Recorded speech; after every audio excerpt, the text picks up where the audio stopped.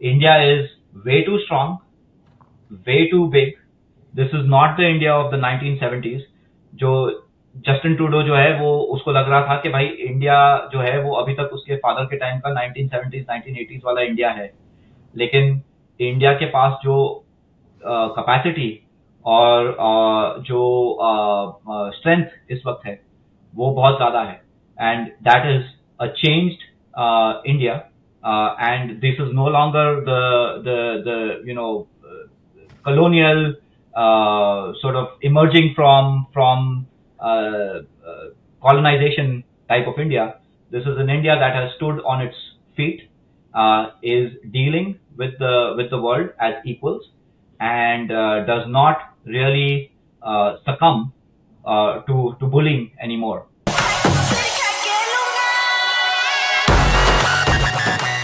So we have with us Dr. Suchit Ahuja, who is a professor in Canada, and I will let him introduce himself to give you his background. Yes, thank you, Chaitanya. Yes, I'm Suchit, and I'm an associate professor here in Canada at Concordia University. I was in the US prior to this. I did my bachelor's and master's at Purdue. I moved to Canada for my PhD. I did work in the US a little bit as well. We decided to move to Canada as permanent residents, and I did my PhD. And since then, after finishing, I've been a professor, and now I'm at in Montreal, basically. Okay, so Suchit Sahab, let me switch to Hindi. ठीक अच्छा, है. एक बात बताइए, जो अभी Canada में हो रहा है, व्हाट द हेल? नहीं, अच्छा एक बात बताइए, मैं एक क्वेश्चन बोलता हूँ, ये क्या हो रहा है? और जब आप कनाडा गए थे इतने सालों में, अभी तक आपको क्या लगता है ओवरऑल क्या चेंज हुआ है? पॉजिटिवली चेंज हुआ है कि नेगेटिवली चेंज हुआ है? आपको जो शेयर करना है आप कर सकते हैं. तो कनाडा जब हम लोग मूव हुए थे तो it was one of those moments in time when the Canadian currency was actually stronger than the US currency. The healthcare system was actually a functioning healthcare system, and you saw that it was society in Canada was much more coherent and much more caring in a way, and since then there have been a number of changes, especially in the last 10 years, I would say, or at least, I mean, 5 साल तो हो गए हैं कि भाई जब चीजें खराब होना शुरू हुई हैं, क्योंकि आपके पास कैपेसिटी नहीं है और बहुत सारा इमिग्रेशन ओपन हुआ है, और इसमें ये हुआ है कि there are two streams, right? So there is one stream जो है कि भाई you have the well qualified, tax earning, high paying jobs types of immigrants, and then there are others that are asylum seeking, etc. And so you have this contrast, and you have a lot of focus on one type of immigration and not enough on the other. And so this has caused some imbalance in society. So there has been challenges, mostly due to, I would say, short-sightedness and quote unquote appeasement in a way to stay in power, get votes. We know the story. हमको तो ये India से हमको आदत है ये सब देखने की, तो हमको पता है कि आपको अगर अपना कंटिन्यू करना है टू स्टे इन पावर, तो आपको क्या क्या करना है basically. So then you create your own vote bank, and this is sort of the what is going on. As it is, things थोड़े से ज्यादा stressed out होते हैं यहाँ पर government services में, because especially in healthcare, especially in education, etc., वो थोड़ा सा the system is more single payer, more social, towards sort of more socialism, and so this becomes a challenge in terms of कि भाई आप इतने लोग को लाओगे लेकिन आपके पास कैपेसिटी नहीं है उनको सर्विस करने की, एंड स्पेशली जब आप लोग ला रहे हो जो टैक्स नहीं भर रहे हैं, तो how do you make up for the difference in terms of increasing your capacities, and who's going to pay for that? So there is a big challenge. अच्छा, तो कनाडा लोगों को लेकर आ गया है लेकिन वो टैक्स नहीं भर रहे हैं, so they are a liability to Canada. इस एंगल में आप आपके महान प्राइम मिनिस्टर उनकी परफॉर्मेंस को कैसे असेस करेंगे? आपका क्या व्यू है उनके बारे में? यार उनकी तो जितनी तारीफ की जाए उतनी कम है ना, बेसिकली। अभी मैं क्या बोलूं, कहाँ से शुरू करूं? तो आप और मैं अभी बात कर रहे हैं आज, और कल ही एक बहुत बड़ा फियास्को हुआ है। तो इसमें बोलने करने के लिए ज्यादा कुछ है नहीं। बेसिकली सबसे बड़ी बात यह है कि देखो, जो प्राइम मिनिस्टर है उसकी कैपेबिलिटी पे डिपेंड होता है कि भाई आप how do you run the country. But if you are completely incompetent, and if you are if you belong to a background where you've probably not held a long term accountable job before, अगर आपके पास बहुत सारा family generational wealth है, और आपके पास कोई managerial capacity नहीं है कि भाई आपने कुछ मैनेजरियल ट्रेनिंग की हो, या आपने कुछ बिजनेस मैनेज किया हो, या आपने कोई मैनेजरियल पोजीशन में कहीं पहले काम किया हो, और सडनली आपको उठा के बोला कि मैनेज द कंट्री, तो ये आपसे नहीं होगा बेसिकली, राइट? लेकिन उसके बाद जो ट्रिक आपने फॉलो की वो इस तरह से की कि भाई डिवीजन क्रिएट करो, राइट? आइडेंटिटी पॉलिटिक्स खेलो। ये सब करने के बावजूद फिर आपने देखा कि भाई नहीं, फिर भी आपको पावर में नहीं उतना वोट्स मिले हैं कि भाई आप पावर में रह सको। So what did you do then? You basically formed a coalition. वो कोalition विद द एनडीपी का कनेक्शंस जो हैं वो सबको पता है कि भाई थोड़े से एलिमेंट्स जो हैं यहाँ पर वो क्या कहते हैं, रोग एलिमेंट्स हैं। तो अच्छा, उनके उनका साथ कुछ नाम दिया जा सकता है उन रोग एलिमेंट्स का? कुछ के एलिमेंट्स? हाँ, के एलिमेंट्स बोल सकते हैं। ऐसे एलिमेंट्स बोल सकते हैं जो इन मोर देन वन जुरिस्डिक्शन अगर आप उनकी एक्टिविटीज को देखो तो आपको शक होगा कि यार ये लोग इंटिमिडेट कर रहे हैं, थ्रेट कर रहे हैं, ये सब कर रहे हैं, लेकिन फिर भी उनको सर पे चढ़ा के बिठाया हुआ है, तो जस्ट बिकॉज वो आपको पावर में रख सकते हैं। तो ये एक डेंजरस प्रेसिडेंट सेट हुआ है। And I mean the people of Canada are fantastic. They are one of the most welcoming and most tolerant and most inclusive people. But with this comes the risk of some people taking advantage of your kindness and goodness, and that's what's happened in sort of this whole scenario. तो उसमें अब देखो, जब rot जो है वो top से शुरू होता है, अब आपने रॉट टॉप से शुरू कर दिया है एंड वो थ्रू आउट परकोलेट हो रहा है। आप वो देखे जाए तो like there is a lot of corruption scandals हैं, अनलिमिटेड अनचेक्ड इमिग्रेशन है, policies on crime and re releasing of criminals into the society, ये एक प्रॉब्लम है। और ये सब मैं नहीं बोल रहा हूँ, ये सब तो इन द मीडिया है, और ऑपोजिशन लीडर जो हमारे पियर पोलिवियर हैं वो बेसिकली यही बोल रहे हैं हमको कि देखो, you are doing all of this, but it's causing harm to society as a whole, and you need to kind of take steps to fix it. But I doubt, that there is capacity, capability, competence to fix things, जो कि नहीं होने वाला है। इसका सबसे prime example आपको कल दिखाई दिया, जब फिर से एक बार इंडिया को अक्यूज किया गया विदाउट एनी प्रूफ। मतलब आप देखो कि कितना ज्यादा बनाना रिपब्लिक की तरफ हम बढ़ चुके हैं कि भाई आप एक प्रेस कॉन्फ्रेंस कर रहे हो, एक सीरियस मैटर चल रहा है, एक फॉरेन मिनिस्टर है, एक प्राइम मिनिस्टर है, और in the middle of the press conference उनको एक क्वेश्चन पूछा गया है और वो उसका जवाब हंस हंस के देते हैं। When you are clearly discussing a serious matter where you are accusing another country of causing harm to Canadian citizens, and you're trying to give proof, and in the middle of the press conference what do? You laugh and you giggle. I have not seen any other country where we have leadership that behaves in this manner, and so that is a concerning thing for everybody that has anything to do with or follows the where this country is going. So this is a challenge.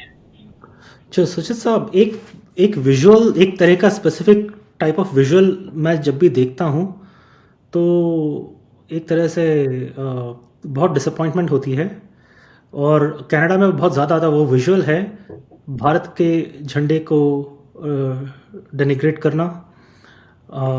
आपको किसी political issue है कोई तरह का, वो समझ में आता है, लेकिन हमारे लिए हमारा फ्लैग हमारी पूरी कंट्री का रिप्रेजेंटेटिव है। तो उसके साथ जो इंसल्ट किया जाता है कनाडा में, वो उसके अगेंस्ट कैनेडियन गवर्नमेंट कुछ नहीं करती कि उनको कोई फ़र्क ही नहीं पड़ता कि वो उनको सपोर्ट करते हैं? ये इसमें इसमें दोनों चीजें हैं एक्चुअली। एक एक सेक्शन ऐसा है जिसको फर्क नहीं पड़ता, दूसरा सेक्शन ऐसा है जो उनको एक्चुअली सपोर्ट करते हैं। तो जो सपोर्ट करने वाला सेक्शन है उनको वोट्स दिखाई देते हैं, उनको इंटरनेशनल रैमिफिकेशन इसके क्या होंगे वो नहीं दिखाई देते हैं। उनको इसमें जो इंटरनेशनल ग्लोबल स्टेज पर कनाडा की इमेज किस तरह खराब हो रही है वो नहीं दिखाई देता है। इसमें उनको सिर्फ ये दिखाई देता है कि हम किसी तरह से वोट कैप्चर कर लें, इनको खुश कर दें ताकि ये किसी तरह हमारी तरफ आ जाएं। बेसिकली ये है। लेकिन दूसरी तरफ एक बहुत बड़ी हिपोक्रेसी भी है। आज ही एक ग्रुप जिसने कनाडा के फ्लैग को डेसिक्रेट किया और डेथ टू कनाडा ये चांट किया, आज कनेडियन गवर्नमेंट ने उस ग्रुप को as a terrorist group declare कर दिया। लेकिन यही चीज ये चीज ऑटोवा में हुई थी, और इस वजह से जो है बिकॉज वो कनाडा फ्लैग था उसको उन्होंने as a terrorist group declare कर दिया। लेकिन यही चीज, it's the exact same thing. When this happens with the Indian flag, you do not take any action. You do not take, the perpetrators are not, accountable, are not held to account. But when the same thing happens, so with the Canadian flag, you do it. So this speaks of double standards. This speaks of, on one hand, you're saying, well, okay, they have, freedom of speech and freedom of expression. Well, as Dr. Jaishankar rightly said, right, there is a limit, or it's a misuse of the freedom of speech and the freedom of expression. And as a functioning democracy, if we are, and we are not a banana republic, we should be drawing those lines and saying, well, look, this is the line, and you do not cross it because it affects our relations, our goodwill, and our global, image and reputation is affected because of the actions that certain fringe elements within society take. So there are many things, right? So there is the double standards from the government side, which is saying, well, okay, if you do this to one flag, we will hold you accountable, but if you do this to another flag, we will not hold you accountable. And you can see this actually, this type of, apathetic behavior throughout history, within the Indo-Canadian sort of landscape, right? How do you see this? You see this with RCMP's, whole fiasco that happened with the Air India, bombing case in 1985. It took them like 30 years to actually convict someone, and this, even after that, they walked scot free. There's instances of, I just posted this to actually LinkedIn yesterday, where I quoted, Terry Milosky. He was a Canadian journalist working for CBC, and I watched innumerable interviews with him, and I read his book. And so in the book he details on what missteps and what was, in any standard investigation of a crime of this stature. I mean, this is a crime which is the biggest aviation related terror attack before 9/11 in world history. So things need to be taken much more seriously than they were. But at the end of the day, there's an instance of someone saying, well, oh, the Prime Minister of Canada was actually calling the Prime Minister of India to express condolences on the lives that were lost. But the Prime Minister of India told the Prime Minister of Canada that, hey, these were not Indian citizens, these were Canadian citizens. But they were of Indian origin and of Indian background. And so, hey, who cares about them, right? That's the message we are getting. And then the exact same script is being repeated now when you have desecration of a flag, which belongs to a ethnic group, and you don't seem to care because, hey, it's freedom of expression. And on the other hand, when it happens with the Canadian flag, you suddenly jump into action and say, well, okay, this is terrorism or activities of terrorism. So the double standards have been there through history, and इसका जो है असर इस बात पे पड़ रहा है कि आपको कोई कंट्री सामने जो आपसे डील करता है वो आपको सीरियसली नहीं लेता है, क्योंकि उसको पता है कि ना आपके पास कॉम्पिटेंस है कुछ प्रूफ करने की, ना आप जो है उसको as a democracy and as a functioning democracy as being part of the G7 nations, there are certain standards of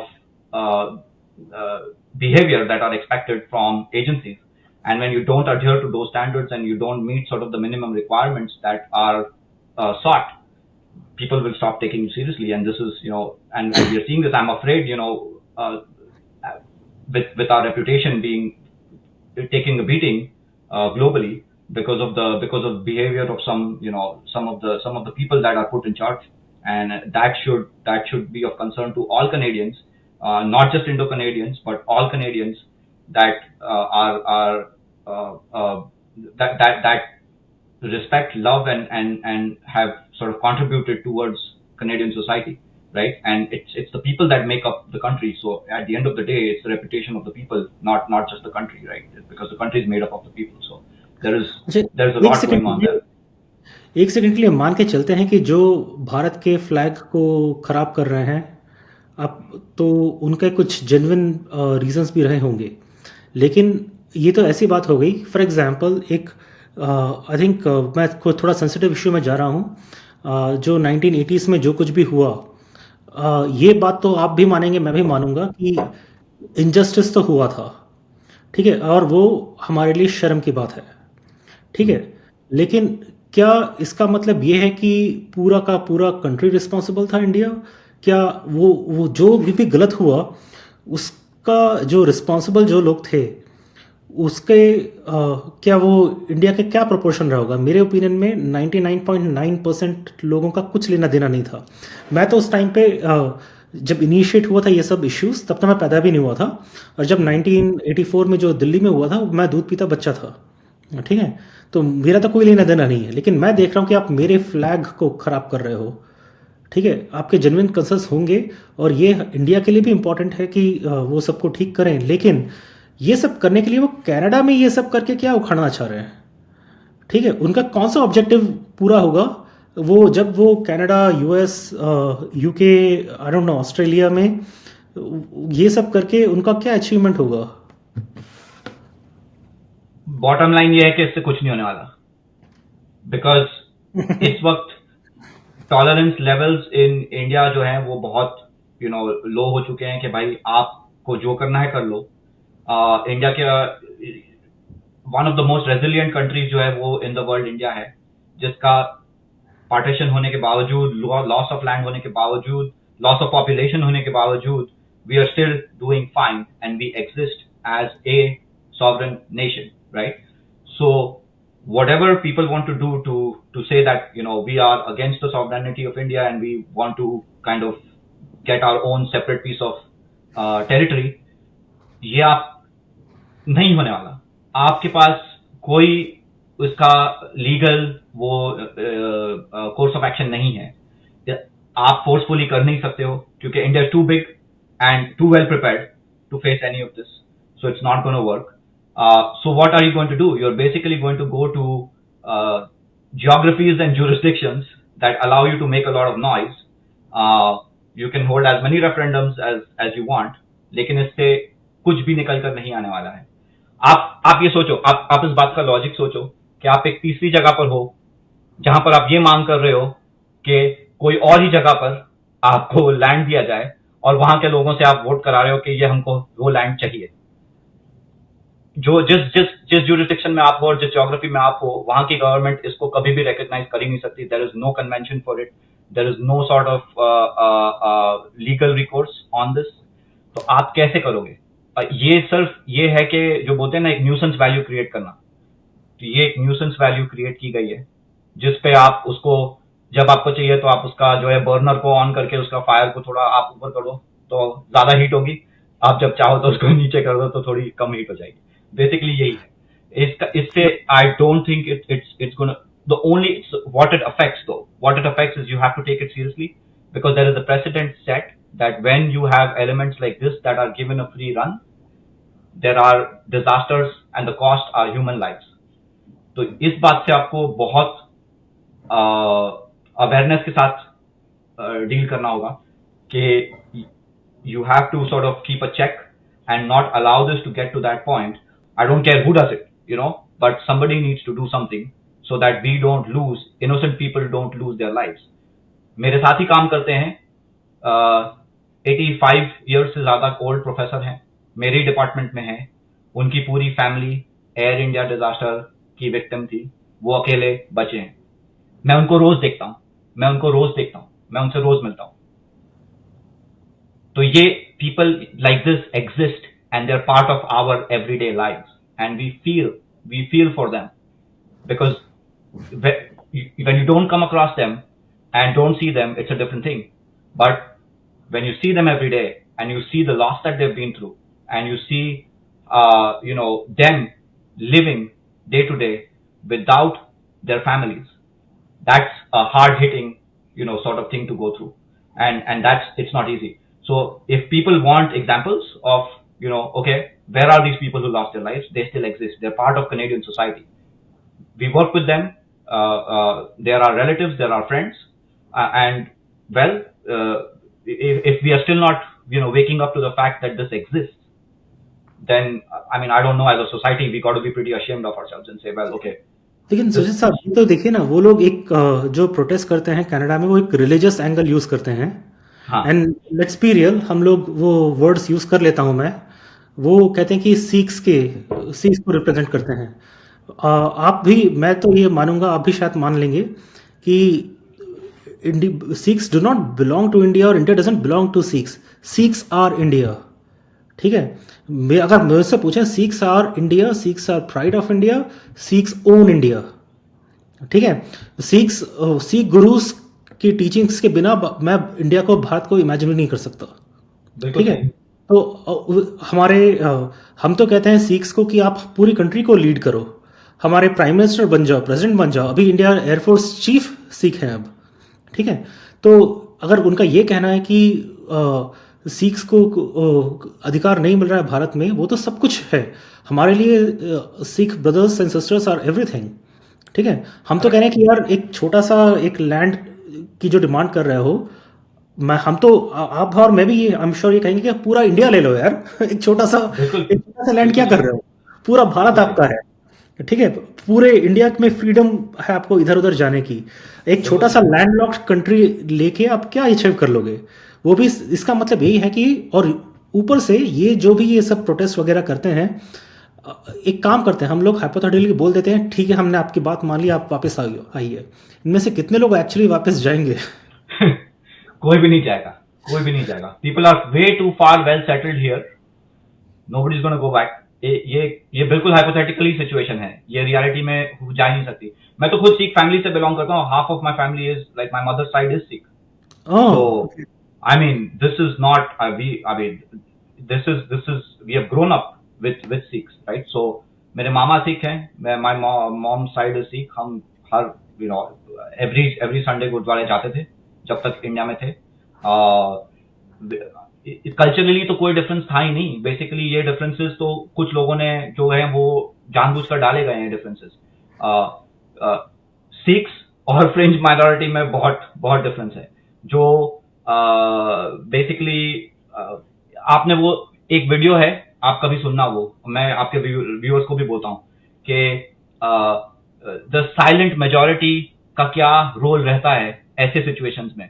Bridget Gabriel करके एक लेडी हैं जिन्होंने बताया था कि लेबनान और यहाँ पर जो साइलेंट मेजॉरिटी है वो कुछ नहीं कर पाई क्योंकि साइलेंट मेजॉरिटी के पास कोई पावर नहीं है। जो सबसे ज्यादा आवाज करता है, सबसे ज्यादा अटेंशन उसी को मिलती है। बेसिकली वो सेम चीज रिपीट हो रही है कि जो सबसे ज्यादा, चाहे आप 1% हो, लेकिन आप सबसे ज्यादा शोर मचाओगे तो अटेंशन आप पर ही आएगा और बाकी लोग कुछ नहीं कर पाएंगे, उनकी आवाज कोई सुनेगा नहीं। तो बेसिकली प्रॉब्लम यही है कि the larger Sikh society probably doesn't, they are strongly India supporters. They understand the value of the motherland. They understand the value of the sacrifices of the Sikh gurus. ठीक है, जितने गुरु थे उन्होंने जितने sacrifices India और भारत के लिए किए, हिंदूज के लिए किए, ये हिस्ट्री में लिखा हुआ है, इसके बारे में बात करने की जरूरत भी नहीं है। लेकिन ये एक फ्रिंज एलिमेंट जब आता है कि भाई जिनको अपना अलग चाहिए, वो ओवर पावर कर देता है अपने मीडिया अपने न्यूसेंस वैल्यू और अपने नॉइज मेकिंग और बैक चैनल पावर से, और इसकी वजह से ये होता है कि जो साइलेंट सेन मेजोरिटी है उसकी आवाज दब जाती है। तो और दूसरी बात ये भी है कि बहुत सारा सप्रेशन भी होता है कि भाई वो इंटरनली ही सप्रेस कर रहे होते हैं। आपको पता है यहाँ पर वो गुरुद्वारा पॉलिटिक्स तो है ही है, तो उसकी वजह से जो है लोग बोल नहीं पाते हैं कि वो क्या फील करते हैं। तो उस वजह से बहुत ज्यादा उनको उनकी उनकी आवाज को दबाया जाता है। तो जो जो सिख मेजोरिटी है वो इन ये जो माइनॉरिटी है, जो फ्रिंज एलिमेंट्स हैं, उनके सामने वो बेसिकली पावरलेस हैं इन अ वे। तो उनको एक प्रपोजल क्यों नहीं दे थे? ये लोग, आपने कहा ना, अगर इनको एक्चुअली मिल गया तो ये लोग वापस तो जाने वाले हैं नहीं, तो ये सिर्फ नॉइज क्रिएट कर रहे हैं to make themselves feel better. यही मैं समझ रहा हूँ यही कि है बिल्कुल। हम भी कुछ हैं, वरना इनका कोई वैल्यू है नहीं। क्योंकि अगर आप मुझसे पूछेंगे तो मैं तो यही कहूँगा कि Sikhs are the soul, Sikhs are India, Sikhs are the soul of India. आप हमारे लीडर्स हैं और आपके गुरुओं के सामने हम झुकते हैं, ठीक है, सिख गुरुज के सामने। और सिख्स जो हैं वो, और ये जो के एलिमेंट्स हैं, ये दोनों सेम नहीं हैं। अच्छा, एक बात बताइए, इन सब की चीज़ों के बीच में अभी जो मेरा कंसर्न जो है वो ये है कि अभी इंडिया और कनाडा के जो रिलेशनशिप्स हैं उसमें डिप्लोमेटिक जो रिलेशनशिप्स हैं बहुत ज़्यादा डाउनग्रेड हो चुके हैं।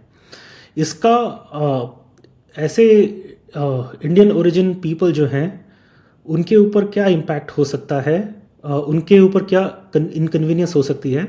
और देन मैं आपसे ये पूछूंगा उसके बाद कि इंटरनेशनल स्टूडेंट्स जो होते हैं उनके लिए क्या डिफरेंस होगा इसकी वजह से। इंटरनेशनल स्टूडेंट्स का बाद में करते हैं, पहले आपको मैं इन जनरल बता देता हूँ। अभी तक तो कोई इफेक्ट हुआ नहीं है ऐसा खास, ठीक है। इसके बाद अगर जैसा कि कनाडा की फॉरेन मिनिस्टर ने बोला कि the sanctions on India are not written off yet, right, so they are still on the table. तो अगर ये होता है और ऑल एस्केलेशन होता है और उसका रिटेलिएटरी जो है एस्केलेशन इंडिया करती है, तो ट्रेड पे डेफिनेटली फर्क पड़ेगा। जो आपको पता है लास्ट ईयर वीजास का प्रोसेस पूरा रुक गया था। वीजास का हो सकता है अगर ओसीआई कार्ड्स का रीवेरिफिकेशन हो तो ये वो हो सकता है कि इंडिया बोले कि भाई सब जिनके पास भी ओसीआई हैं कनाडा में वो आकर रीवेरीफाई करवाएं अपने आप को, और उसमें से वो कुछ लोगों को छांट कर बोलें कि भाई इनके रीवेरीफाई नहीं होंगे बिकॉज उनके कुछ डूबियस कनेक्शंस निकले या जो भी है। तो वो that is significant, and definitely the travel to India might become harder. Getting appointments at the embassy. Well, the embassy currently we don't know what the status is because there is no high commissioner. I don't know if there is staff. लेकिन ये सब चीजें जो daily work की हैं वो उसमें बहुत फर्क पड़ सकता है अगर यहाँ से एस्केलेशन और होती है तो। अब तक अगर आप पूछो तो अभी तक तो कोई असर खास हुआ नहीं है। दूसरी बात यह है कि ये भूलना नहीं चाहिए कि कनाडा के पेंशन फंड्स मेजर इन्वेस्टर्स हैं इंडिया की इकोनॉमी में, बहुत ज्यादा मेजर इन्वेस्टर्स हैं। तो अगर कनाडा एस्केलेट करता भी है तो इंडियन गवर्नमेंट रिटेलिएटरी एस्केलेशन से ये बोल सकती है कि भाई आप पेंशन फंड्स या तो ब्लॉक हो जाएंगे, फ्रीज हो जाएंगे, या आपको बोलेंगे कि भाई आप के डिविडेंड्स जो है वो आप नहीं दे पाओगे अपने होल्डर्स को, शेयर होल्डर्स को बेसिकली। तो इसमें क्या है हमारा plan of action? What is the plan B that we have? I don't know, and I don't think there is competence to sort of think that far ahead, where they can see where the escalation will stop and what it will cost us, right? On the same sort of on the flip side of this is, well, India also has a number of investments within Canada. There's around $8 to $9 billion of mutual trade that is going on. So that is that. There's Saskatchewan exports about maybe like $700 million worth of lentils to India. तो ये सब का क्या होगा फिर? अगर ये escalate होता है तो और ट्रेड फ्रीज होती है तो ये सब चीज का क्या होगा? और इसका इफेक्ट हमारे ऑलरेडी जो इकोनॉमी है कनाडा की वो ठीक नहीं कर रही है, और इस पर आप ये स्ट्रेस डालोगे कि आपका one of the top 10 trading partners जो है वो उससे आप ट्रेड नहीं कर पा रहे हो। इंडिया कनाडा का टॉप 10 ट्रेडिंग पार्टनर है, लेकिन कनाडा इंडिया का टॉप 20 में भी नहीं है। So there is an imbalance here which needs to be considered and people need to be thinking about it. There's a significant power imbalance between India and Canada when it comes to trade. ठीक है, तो और आप कह रहे हैं कि Canada की इकोनॉमी भी खराब हो रही है अभी। तो खराब हो रही है नहीं, खराब हो चुकी है, ये कह रहा हूँ, खराब हो चुकी है। अगर कनाडा की इकोनॉमी भी खराब हो गई है तो फिर भी तो क्या आपको क्या लगता है कि भारत से जो बाय हुक और बाय क्रुक जो कनाडा जाने की सोचते हैं कि वहाँ पे जाके हम पैसा बना लेंगे, तो कनाडा तो खुद के पाँव पे कुल्हाड़ी मार रहा है। कैनेडियंस लगता ही है कि अपनी जेनरोसिटी के चलते या फिर उनकी ये थिंकिंग हो सकती है कि हमारे इकोनॉमी में बूढ़े ज़्यादा होते जा रहे हैं, चलो यंग वर्कफोर्स को लेकर आते हैं, उसमें अनचेक्ड इमिग्रेशन की वजह से और नॉट हैविंग विजन जो आप कह रहे हैं और इनकॉम्पिटेंस जो आपकी गवर्नमेंट की लीडरशिप में है, खासकर आपके प्राइम मिनिस्टर में है। ठीक है, तो इसमें शर्माने की बात ही नहीं है, आप तो खुल के बोल सकते हो कि हाँ भाई ये प्राइम मिनिस्टर जो है वो इनकॉम्पिटेंट है। There is, I mean, the facts are on the table. There is no question about it. There is no question about it. तो इस आप जीडीपी नंबर्स देख लो, आप पर कैपिटा जीडीपी देख लो, आप प्रोडक्टिविटी नंबर्स देख लो, आप per capita spending on health care देख लो, आप डिस्पोजेबल इनकम देख लो, आप टैक्सेशन देख लो, आप इन्फ्लेशन देख लो। मैं कितने पैरामीटर्स आपको गिनाऊं जिसमें हम बिल्कुल स्लाइड हो चुके हैं, लाइक कितने पैरामीटर्स में हम we don't stand anywhere where we used to be, because for far too long and you know for far too long we've let things slide, and it's going to be a hard job to kind of recover from here, right? एक number वो था जहां पर लिखा था कि शायद आपने शेयर किया था या किसी और ने किया था कि टैक्सेशन वाइज हमारा जो लोवेस्ट टैक्स प्रोविंस है वो यूएस के हाईएस्ट टैक्स प्रोविंस से ज्यादा है। तो ये कंपैरिजन है बेसिकली। वो शायद इनकम था कि यूएस का हाईएस्ट एवरेज इनकम जो है जो स्टेट है वो यूएस के लोएस्ट इनकम वाले स्टेट से भी नीचे चला गया है। इसका मतलब यह है कि कनाडा एक्चुअली हमें लगता है कि अमीर देश है। कनाडा बहुत ही जल्दी में गरीबी की तरफ अपना रुझान बना के रखा है कनाडा ने। बिल्कुल सही है, बिल्कुल सही है, ये बिल्कुल सही है। गरीब देश से ज्यादा ये है कि जो लीवर्स ऑफ फ्लेक्सिबिलिटी पहले कनाडा के पास थे वो अब नहीं है, बिकॉज इमिग्रेशन वाइज हम सडनली अब 40 मिलियन का देश हो गए हैं। हम 35 मिलियन पे थे थोड़े 1-2 साल पहले और मतलब लास्ट 5 इयर्स आप भी गिन लो तो भी हम 30, 35, 33 ऐसे 34 या ऐसे होंगे, अब 40 मिलियन की तरफ हैं। तो बेसिकली आपने बबल को वे ज्यादा इन्फ्लेट कर दिया। इनकमिंग आपकी जो पॉपुलेशन है that is causing a stress on all the services you are able to offer, plus quality of the immigration is my key issue is well okay you can bring in the immigrants but bring them in legally and bring them in as qualified immigrants that are ready to work on day one, contribute to the taxes and start contributing to the economy, right? There is only so much bandwidth that we have to actually become sort of a state that can provide services for free. We don't have that bandwidth anymore. क्योंकि इसमें ये हुआ है कि जो लोग आ रहे हैं they are sort of low skilled and पर हैं या असाइलम सीकर्स हैं या जो माइग्रेंट लेबर है वो है, ठीक है।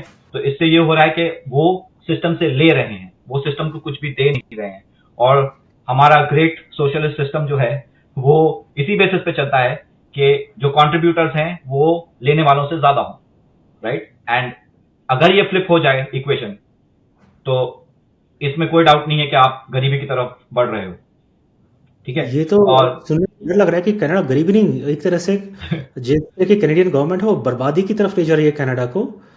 तो इसका और एक बात मैं आपसे पूछ रहा हूँ, ऐसे भी बहुत सारे कैनेडियंस होंगे जो यहीं पे पैदा हुए हैं, कनाडा में ही पैदा हुए थे, उन्होंने एक प्रॉस्परिंग कनाडा देखा हुआ था, जिनको एक सिंपल सा जॉब मिलना इजी काम था, और अब सडनली उनको भी घर रेंट पे लेने के लिए भी लाने पड़ रहे हैं। तो उनके ऊपर क्या बीती होगी। और मैंने खासकर कहीं देखा था कि वैंकूवर में जो एक्सटेंसिव प्रॉपर्टीज़ जो हैं, जो रेजिडेंशियल प्रॉपर्टीज़ हैं, वो फॉरेन सिटीजन्स ने खरीद के रखी हैं ऑलरेडी। ठीक है, तो ये कैसी कंट्री है जो कि बाकी दुनिया के लोगों को, सिटीजन्स को अलाउ करती है कि आप हमारे कंट्री में आओ और सारा घर खरीद लो। तो ऐसा लगता है कि ये सब सुनकर कि कैनेडियन गवर्नमेंट क्या कैनेडियंस के लिए केयर नहीं करती। ये यही है बात, तो कि कनेडियन गवर्नमेंट जो है वो अपने सिटीजन से ज्यादा दूसरे सिटीजन के बारे में केयर करती है। ये दरिया दिली जो होती है ना, वो एक लिमिट तक सही होती है। एक बार आप वो दरिया दिली की लाइन आप अगर क्रॉस कर जाओ, तो उसके बाद फिर आप जो है आपके पास कुछ नहीं बचेगा। बेसिक पॉइंट ये है। जो ज्यादा दरिया दिली दिखाना भी जो है एक तरह से जो है वो आपके लिए एक कॉशनरी टेल होनी चाहिए कि वो बोलते हैं ना कि भाई पाँव उतने ही फैलाओ जितने जितनी चादर है। तो अब कनेडियन गवर्नमेंट ने ये किया कि पाँव इतने फैला दिए हैं कि अपने बिस्तर पर भी नहीं है, वो किसी और के वहां पर चले गए हैं बेसिकली। तो that is how stretch thin we are, right. इसके लिए आपने बिल्कुल सही बोला, ये बहुत टाइम से चल रहा है, ये अभी का नहीं है, ये बहुत टाइम से चल रहा है कि फॉरेन ओनरशिप जो है वो हमारे रियल एस्टेट मार्केट में बहुत ज्यादा है। रियल एस्टेट मार्केट में कंस्ट्रक्शन उतना नहीं है। ये ऑपोजिशन लीडर जो है वो पियर पॉलियो पे यही बोलता है कि कनाडा के पास लैंड है, कनाडा के पास लंबर है, और कनाडा के पास जो है वो पीपल हैं जो बिल्ड करते हैं। इस हिसाब से we should have the cheapest houses in the country, in the world. But what do we have? We have the most expensive housing market, easily in the top 3 or 4 around the world. And the reason is, ये जो government है उसको bureaucracy इतनी पसंद है कि उसने बहुत सारा ब्यूरोक्रेसी क्रिएट किया हुआ है। और इतना ब्यूरोक्रेसी अगर आप क्रिएट करोगे कि आपको परमिट मिलना ही मुश्किल है अगर बिल्ड करने के लिए, तो उसके जो इन्फ्लेटेड कॉस्ट हैं वो जो एंड सॉर्ट ऑफ जो कस्टमर पे कर रहा है हाउस के लिए, the taxes and the bureaucracy costs are falling on their shoulders, onto actually not just the buyer of the houses, but also the builders, right? They have to foot the bill of the bureaucracy that is one not functioning efficiently. जैसा कि Elon Musk ने बोला था US में भी कि मैं ऐसा एक गवर्नमेंट एक डिपार्टमेंट ऐसा होगा जो सिर्फ गवर्नमेंट एफिशिएंसी पर फोकस करेगा अगले चुनाव के बाद। तो यही कॉन्सेप्ट जो है वो यहाँ पर भी जरूरी है कि आप कॉस्ट को देखो, आप टैक्सेस को देखो। अगर हम highest tax paying nation on average हैं विद इन नॉर्थ अमेरिका, तो उस what is going on with the tax money? Like, where is it going? Where is it being drained?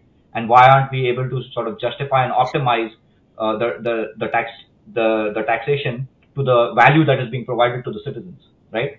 So this is the issue at the core of this. इसमें दूसरी बात और बात ये भी है कि जैसे कि जो रेंटल मार्केट है, अब पहले rental market was still affordable. अब आपके पास डिमांड बहुत ज्यादा है क्योंकि बहुत सारे इमिग्रेंट्स आ गए हैं जिनको हाउसेस चाहिए। आप रेंटल मार्केट में उतने रेंटल यूनिट्स बना नहीं पा रहे हो, तो उस वजह से, और जो रेंटल यूनिट्स हैं वो खाली नहीं हो रहे, तो इस वजह से जो अफोर्डेबिलिटी ऑफ रेंट थी वो भी खत्म हो गई है।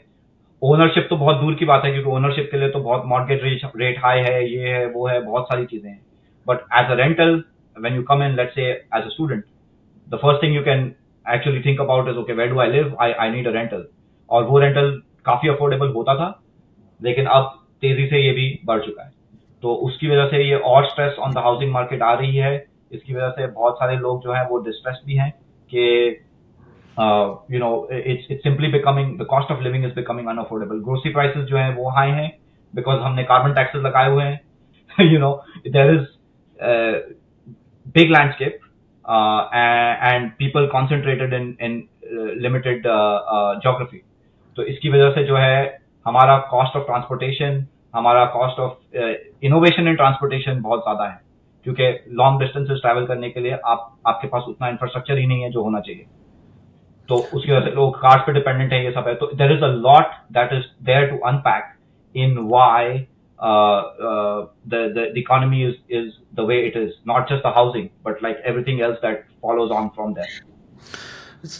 मुझे एक बात याद आई इस कॉन्वर्जेशन में कि मैंने पढ़ा था बहुत टाइम पहले, 1-2 साल पहले, कि चाइनीज़ इंडस्ट्रियलिस्ट जो हैं वो भर भर के कनाडा, न्यूजीलैंड ऐसी कंट्रीज़ में रेजिडेंशियल प्रॉपर्टीज़ खरीद लेते हैं, भर भर के.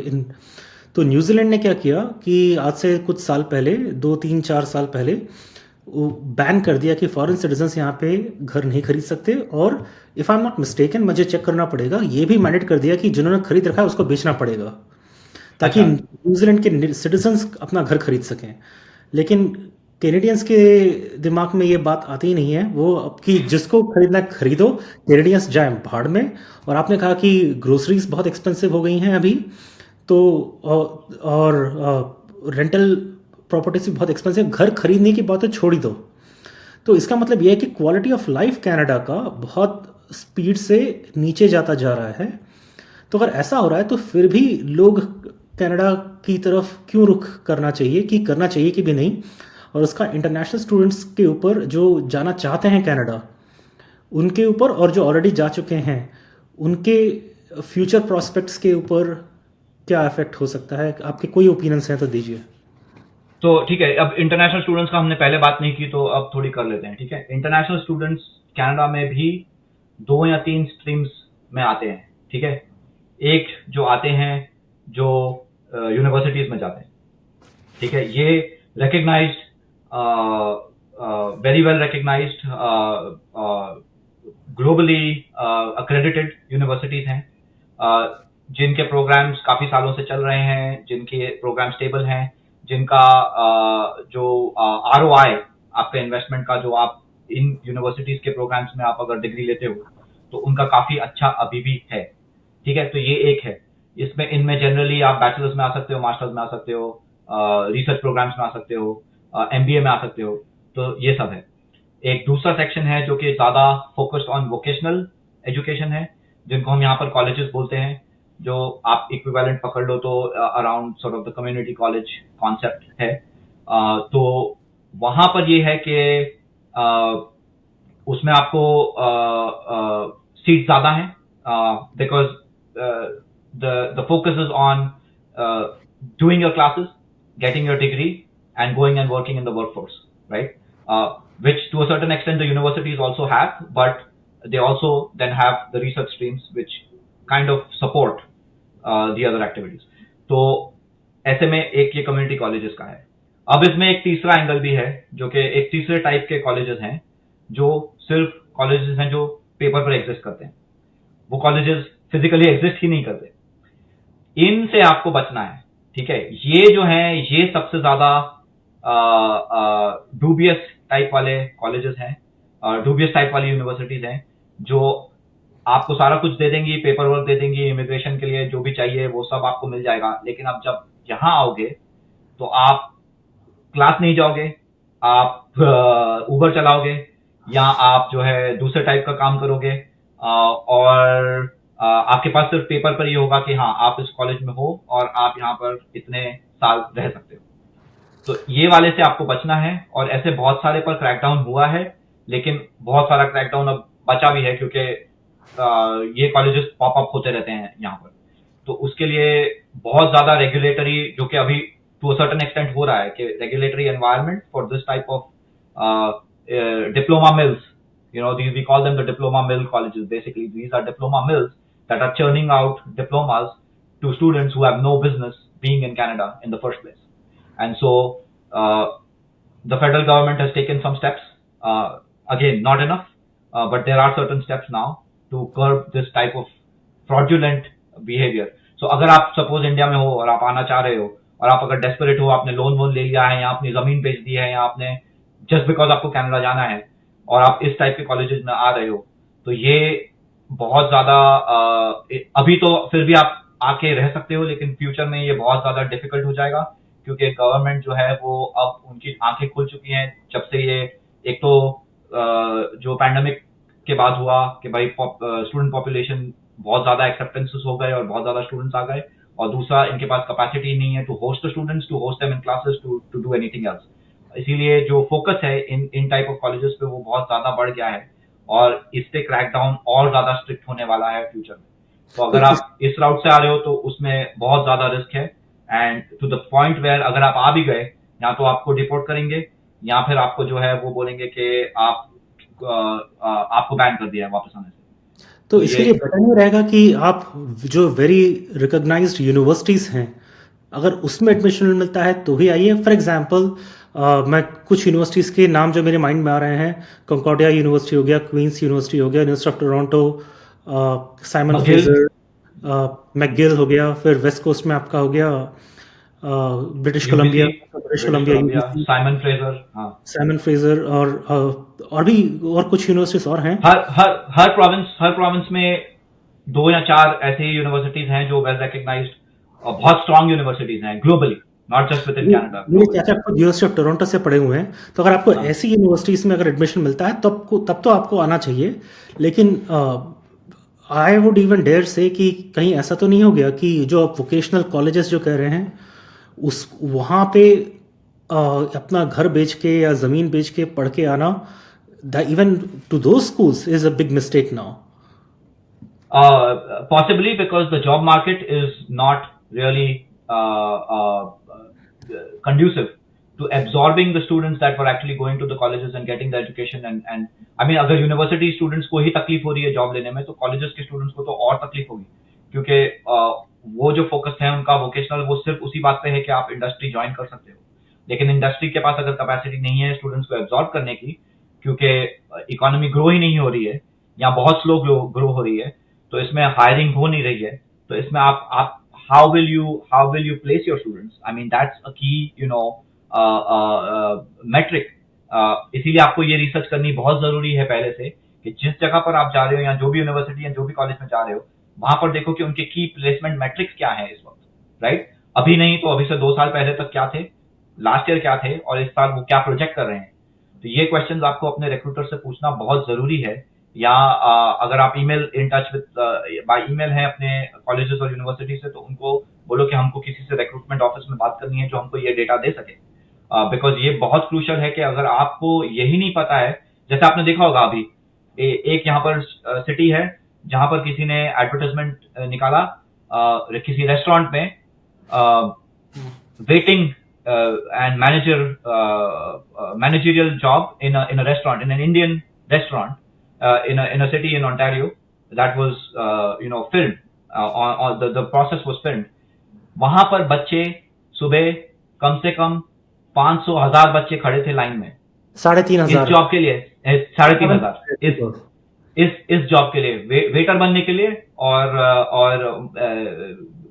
रेस्टोरेंट का मैनेजर बनने के लिए।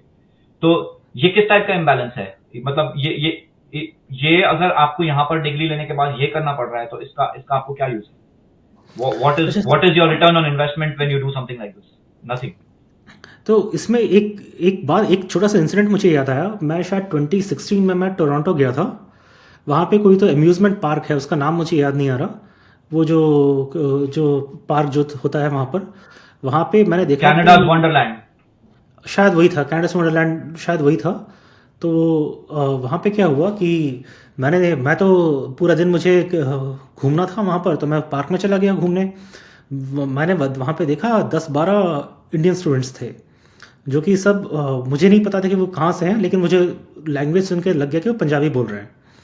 तो मैंने उनसे इंग्लिश में बात करना स्टार्ट किया कि तो कौन लोग हो आप लोग, क्या पढ़ रहे हो। तो उनको, मैं आपसे एग्जैजरेट नहीं कर रहा, एक सेंटेंस भी ठीक से बोला नहीं जाता इंग्लिश में, ठीक है। तो फिर मैंने थोड़ा हिंदी में शिफ्ट किया, तो वो थोड़ा कंफर्टेबल हो गए वो लोग। हाँ। तो मैं उस टाइम पे सोच रहा था, यार आप जिस कंट्री में रहने के लिए आए हो, यहाँ पे जब आपको जॉब चाहिए उसकी लैंग्वेज में आपको से कुछ बोला ही नहीं जा रहा, तो आपका फ्यूचर में क्या सक्सेस मिलेगा आपको यहाँ पर। और मैं देख रहा हूँ कि कनाडा ऐसे लोगों को भर भर के अंदर भी आने देता है, तो और ऊपर से असाइलम सीकर्स जो हैं उनकी तो और भी हालत ख़राब होगी फिर, क्योंकि उनको तो सिर्फ दया करके बुला दिया गया है। तो ये सब देखकर मुझे कनाडा के लिए डर लग रहा है कि अगर आप हाईली एजुकेटेड नहीं हैं, फॉर एग्जांपल अगर आप कोई साइंटिस्ट हैं, if you are a very specialised engineer, if you are a professor, if you are a doctor, तब तो फिर भी आपका शायद थोड़ा फ्यूचर ठीक रहेगा। लेकिन अब बाकी लोगों के लिए कनाडा जाना मुझे नहीं लगता कि एक अच्छा डिसीजन होगा। आपको क्या लगता है कि आप, हो सकता है मैं गलत हूँ, आपका क्या ओपिनियन है इसके नहीं, बारे ये में? बिल्कुल सही बात है। स्टैंडर्ड्स को लोअर कर दिया गया, स्टैंडर्ड्स को जो है मीट नहीं किया गया इन टर्म्स ऑफ कि भाई लैंग्वेज स्किल्स आपके पास हैं या नहीं है, और अगर हैं भी तो लोग बहुत सारे टाइप के फ्रॉड करके जो IELTS वाला एग्जाम होता है उसको पास करने के लिए बहुत सारे जुगाड़ लगाकर ये सब कर कर आज तो जाते हैं, लेकिन ये सब करने के बाद भी आप यहाँ पर आ गए हो, लेकिन आप as a functioning member of society नहीं कर पा रहे हो, तो इसका आपको जॉब में तो तकलीफ होगी, आपकी एवरीडे लिविंग में भी तकलीफ होगी, बिकॉज आप उन्हीं sort of gate wise environments में रह सकते हो जहां पर आपके लोग और आपकी लैंग्वेज और आपकी टाइप ऑफ लिविंग आपको अवेलेबल है। उससे बाहर उस बबल से आप नहीं जा पाओगे, और इससे क्या होता है कि इससे फिर you are opening yourself to exploitation by the very people that are supposed to be your community, correct? And they know that you have nowhere to go. They know that you have, no job, so they can employ you for lower than minimum wage, cash basis, almost in a indentured sort of situation where your basic rights are actually under duress. तो इसके लिए ये बहुत जरूरी है कि आपको language skills तो आनी ही चाहिए, लेकिन अगर आपको ये पता है कि आप उस सोसाइटी में फिट नहीं हो रहे हो बिकॉज आपके पास लैंग्वेज की स्किल्स नहीं है या दूसरी स्पेशलाइज स्किल्स नहीं है, तो आपको वहां जाना ही क्यों है? अगर ऐसा है तो जो लोकल कैनेडियंस, आपने कहा कि जो मिनिमम वेज से भी कम पैसा मिलता है और कैश में, विच आई थिंक इज इलीगल। अगर बिल्कुल ऐसा है तो जो कैनेडियन टीनेजर जो होगा, जो कि यहीं पे पला बड़ा है, 15-16 साल का, उसको कुछ पॉकेट मनी चाहिए, तो वो थोड़ा रेस्टोरेंट में कुछ जॉब करना चाहता है या कोई छोटा मोटा इधर उधर का करना चाहता है, जैसे टीनेजर्स हमेशा करते आए हैं। तो वो जब देखता है कि मिनिमम वेज से भी कम वेज में किसी और को जॉब दिया जा रहा है जो कि यहाँ का है भी नहीं, तो इमिग्रेंट्स के अगेंस्ट कैनेडियंस के अंदर, जो कि नेटिव कैनेडियंस हैं यहाँ पर, उनके अंदर वो फ्रस्ट्रेशन और गुस्सा नहीं आएगा फिर? बिल्कुल सही बात है, बिल्कुल सही बात है ये। और आप देखो जितने भी लो एंड सर्विस जॉब्स हैं वहां पर, यहाँ तो स्टूडेंट्स, यहाँ तो असाइलम सीकर्स, यहाँ तो ये लोग हैं अब, और आपको रेयरली ही दिखेगा कि कोई जो कनेडियन है वो इन जॉब्स में हो, स्पेशली कॉलेज टाउन्स में, स्पेशली लार्जर सिटीज में। तो इस वजह से ये सेंटिमेंट तो बनना, I mean I don't blame them, अगर ये सेंटिमेंट उनमें आ रहा है तो ये बिल्कुल सही सेंटिमेंट आ रहा है, बिकॉज आपको दिख रहा है कि इलीगली आपकी जो राइट है वो आपसे छीनी जा रही है, राइट? तो इसकी वजह से वो तो होना बिल्कुल ही जायज सी बात है कि उनको लगेगा कि यार हमें तो रिप्लेस किया जा रहा है एक तरह से, कि हम वर्कफोर्स में भी रिप्लेस हो रहे हैं, हम वैसे भी रिप्लेस हो रहे हैं बिकॉज ऑफ ओवर इमिग्रेशन, और अपॉर्चुनिटीज हमारे लिए इन द फ्यूचर भी कुछ भी नहीं है। तो ये चीजें बहुत डेंजरस हैं सोसाइटी के कोहेशन के लिए, right? It can cause a lot of rift with in society, because, और ये ऐसा नहीं था, यही मैं कह रहा हूँ। 10 साल पहले, 12 साल पहले जब मैं आया था तो ऐसा बिल्कुल भी नहीं था, और बहुत ही बैलेंस वे में चीजें चल रही थी, और अब चीजें बहुत ज्यादा इम्बैलेंस हो चुकी हैं।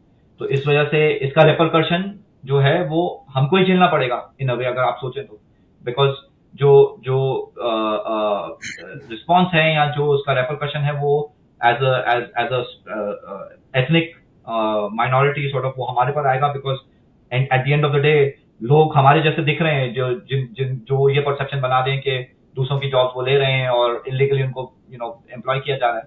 तो जो लीगली यहाँ पर हैं, जो वेल एस्टैब्लिश्ड हैं, जो यहाँ पर काम कर रहे हैं, रेपरकशन उन पे आएगा इस बात का, क्योंकि वो बोलते हैं ना कि भाई जो थोड़े से लोग हैं जो वो गलती करते हैं, लेकिन उसका जो भुगतते हैं वो बहुत ज्यादा इनोसेंट लोगों को भुगतना पड़ता है। तो ऐसा कैनेडियन, अगर मैं ये देख रहा हूँ कि मुझे ऑलरेडी जॉब मिलने में मुश्किल हो रही है, बाकी लोग, एक कम्युनिटी के लोग अपनी ही कम्युनिटी वालों को बिलो मिनिमम वेज जॉब दे रहे हैं, उसके ऊपर से ये लोग भर भर के प्रोटेस्ट और तमाशा करते रहते हैं।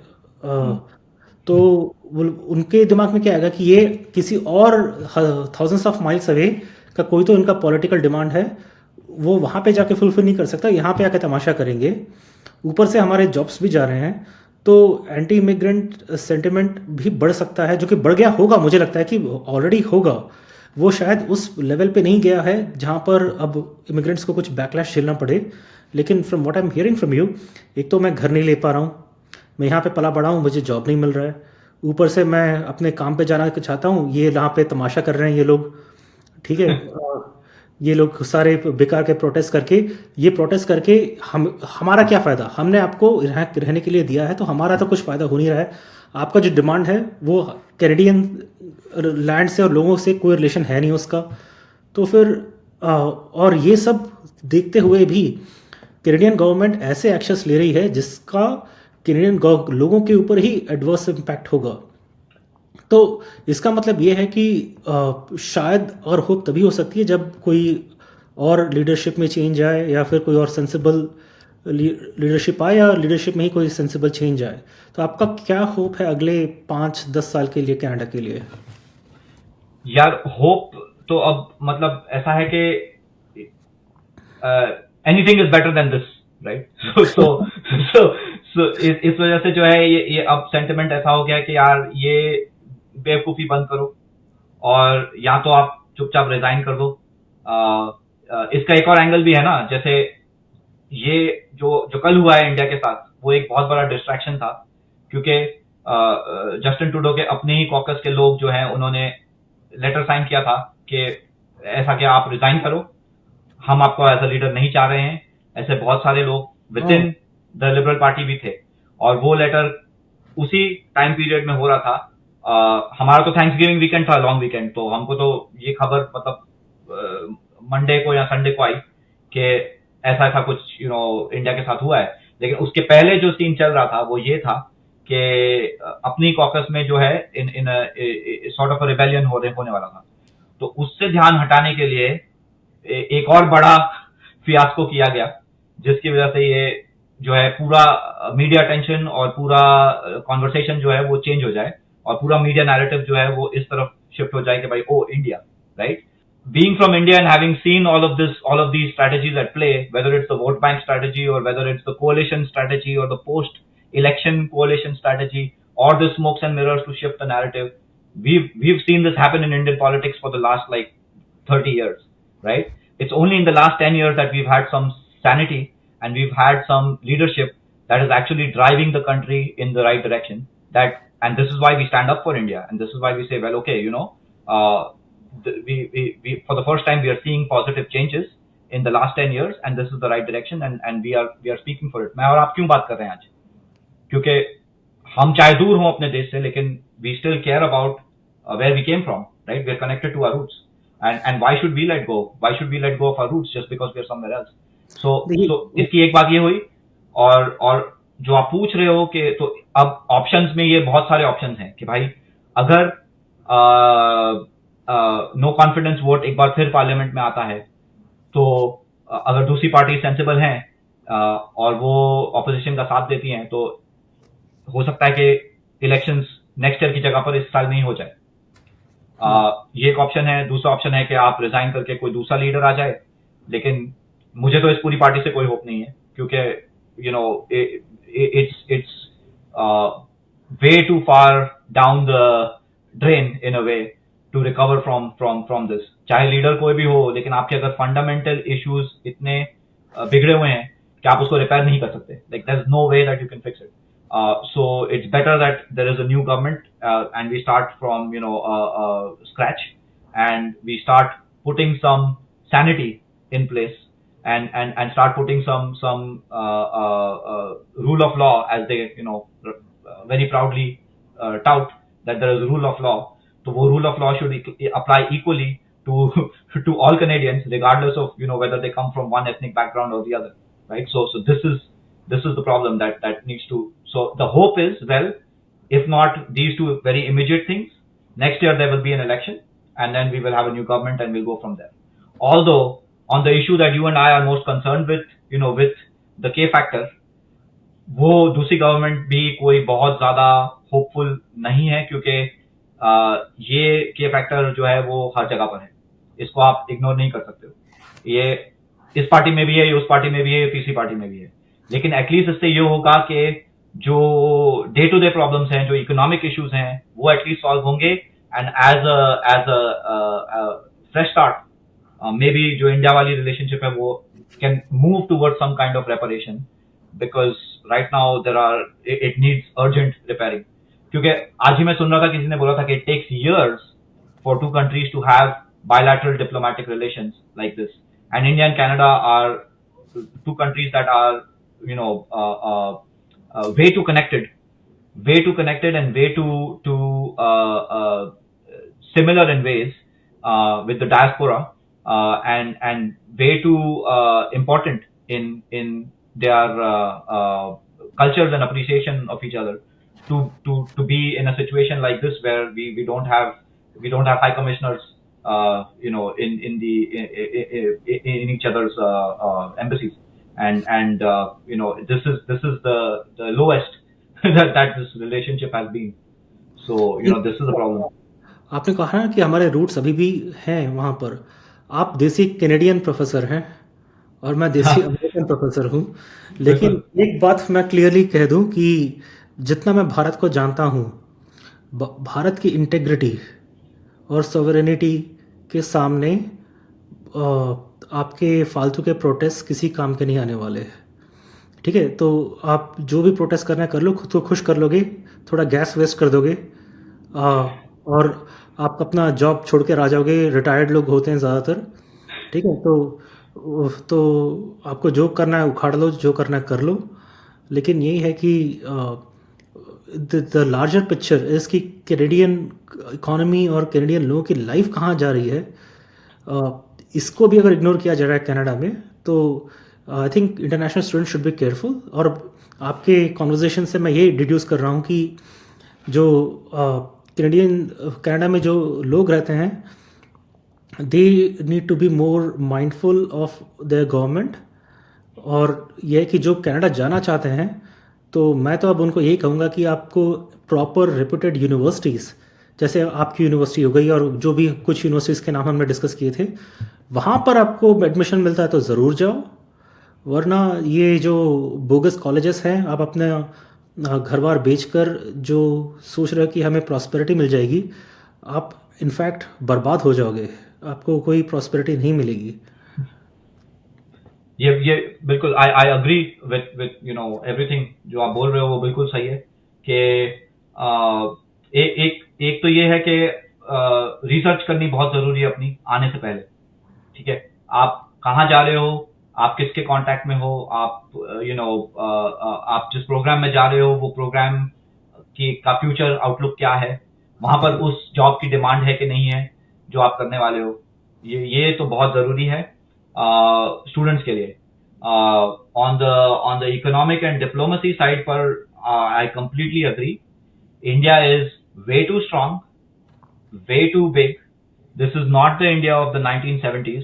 जो जस्टिन ट्रूडो जो है वो, उसको लग रहा था कि भाई इंडिया जो है वो अभी तक उसके फादर के टाइम का 1970s 1980s वाला इंडिया है। लेकिन इंडिया के पास जो कैपेसिटी और जो स्ट्रेंथ इस वक्त है वो बहुत ज्यादा है, and that is a changed India, and this is no longer the colonial sort of emerging from colonization type of India. This is an India that has stood on its feet, is dealing with the world as equals, and does not really succumb to bullying anymore, right? So you better have your facts right, you better do your homework, and you better start respecting as equals the Indian side when you're dealing with them, and adhere to the international standards that are expected of you. Because if you don't, then we have people in diplomacy in India that are veterans of 40 years being in those jobs, and they're not amateurs, so they know exactly what to do and how to handle things, and they will make sure that when you ask when you make you know uh, these sorts of noises, they hear it, and they respond to it. It's not going to be taken lightly, and India is no longer going to be the whack-a-mole where you have the hammer and you whack, and India is simply going to pop out of another hole. No, India will snatch the hammer and hammer you down. So that's the change mindset that needs. So this is no longer, because you know there is a big colonial hangover in world affairs, whether it is the UN, whether it is the Canada-India relationships, or whether it is the World Trade Organization, etc. This mindset needs to change, right? Especially after what's going on, what happened during the pandemic, when vaccine diplomacy was seen, and India proved to the world that it does not just care about itself; it cares about all the countries in the global south, right?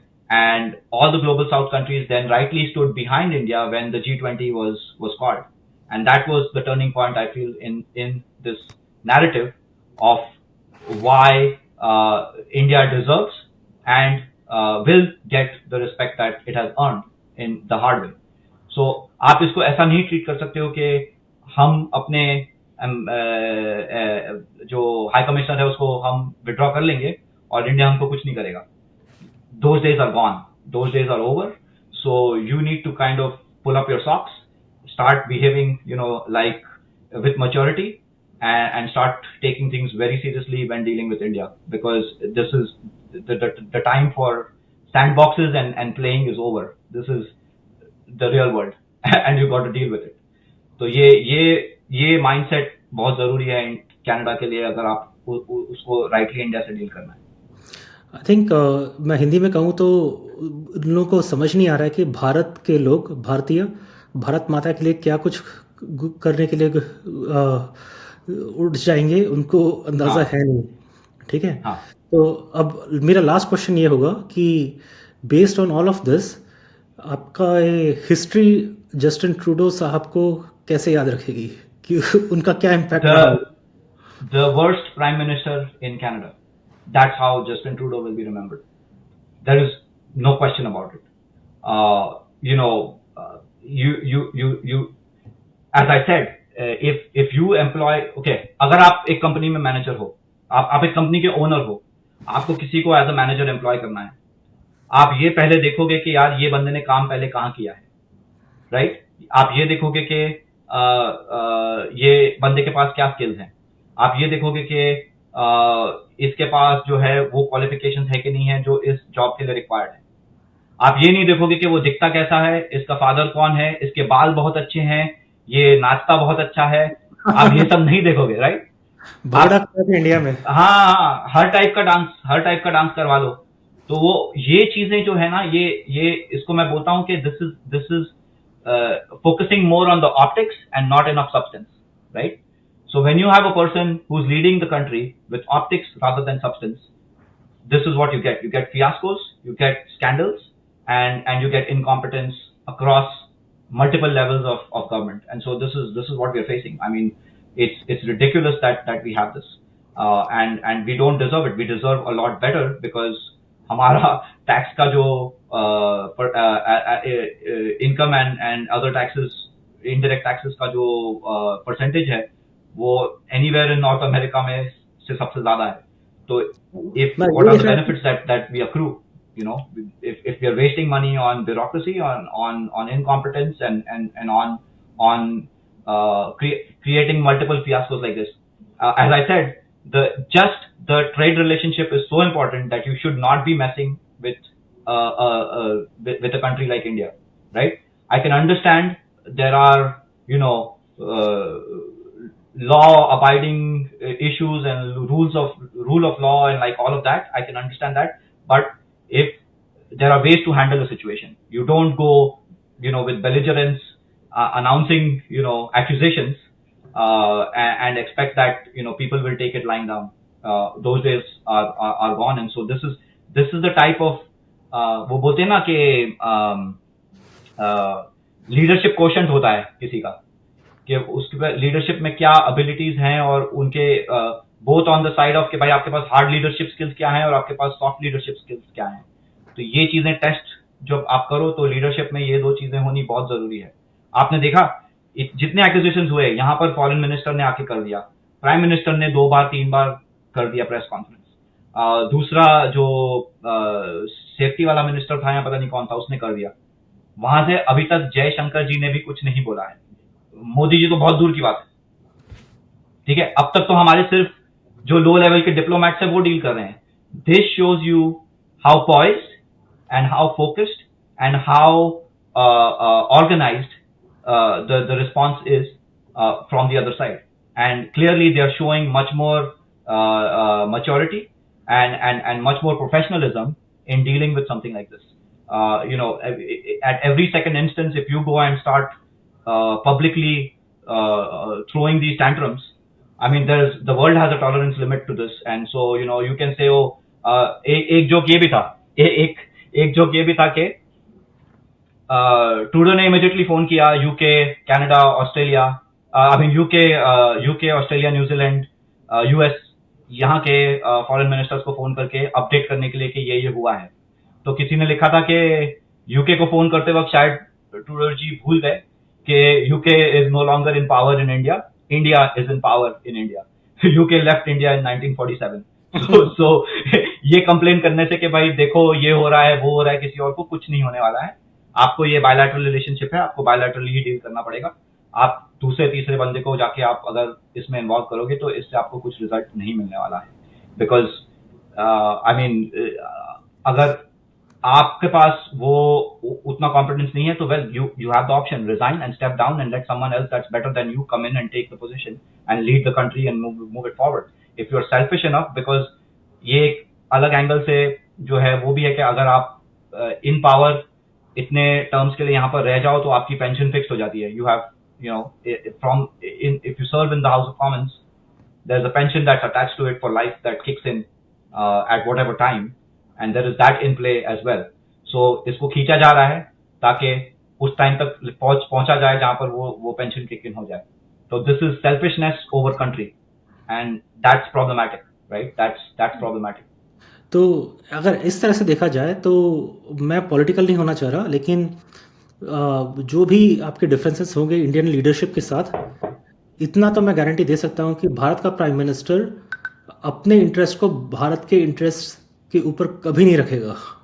ठीक है, कोई भी prime minister हो, at least अब जो prime ministers अब तक हो चुके हैं वो भारत को आगे रखेंगे, अपने आप को पीछे रखेंगे। लेकिन ये सब सुनने के बाद मुझे एक बात और याद आ रही थी कि कनाडा अगर जाओ तो गैस महंगा, टैक्सेस ज़्यादा, सैलरी कम, घर महंगा, खाना पीना महंगा, और इसी वजह से शायद बहुत ज़्यादा लोग इलीगली कनाडा से यूएस इमिग्रेट करने के लिए यस, यू राइट, ये हो रहा है बिकॉज अगर आप चाहे आप असाइलम सीकर हो, चाहे आप माइग्रेंट हो, चाहे आप रेफ्यूजी हो, चाहे आप कुछ भी हो, अगर आपको सस्टेन करने की कैपेसिटी उस इकोनॉमी में है ही नहीं तो आप ऑब्वियसली उसको छोड़ के वहीं जाओगे जहां पर जिस इकोनॉमी में आपको सस्टेन करने की कैपेसिटी है या एब्जॉर्ब करने की कैपेसिटी है। और यही हो रहा है, which is a problem for the US as well. And so even the US authorities are kind of pissed off at like what's going on, because guess what, you're kind of exporting your problems to the US, and this causes friction between the two countries. Your border is an extremely friendly border, but there is a limit to how much nonsense can be tolerated by a country, given that it's your neighbor, right? And we know all about this because we are from India and we have very wonderful neighbors. So Canada लगता है तुला हुआ है कि हम दुनिया का जो क्वालिटी ऑफ इंपोर्ट जो कर रहे हैं लोगों में, खासकर उसमें अनफिल्टर्ड इंपोर्ट किए जा रहे हैं, और जो इंपोर्ट होता है वो कनाडा के लिए भी प्रॉब्लम्स क्रिएट कर रहे हैं और वो अब बाकी कंट्रीज के लिए भी प्रॉब्लम क्रिएट कर रहे हैं। एनीवेज, तो सचित साहब, we discussed a variety of topics and you are completely honest. You did not pull your punches, आप माइंड में जो था सब कह दिया। I really appreciate it. और thank you so much for talking to me. Thank you so much for the opportunity. Hope आपके viewers को इसमें से थोड़ा वैल्यू मिले और थोड़ा सा उनको अपने इनसाइट्स जो हमने उनके लिए दी हैं वो उनको काम में आए in the future. So thank you very much for having me. Alright Sachin साहब, thank you for talking to me. Jai Hind. Thank you. जय हिंद। भारत माता की जय। भारत माता की जय।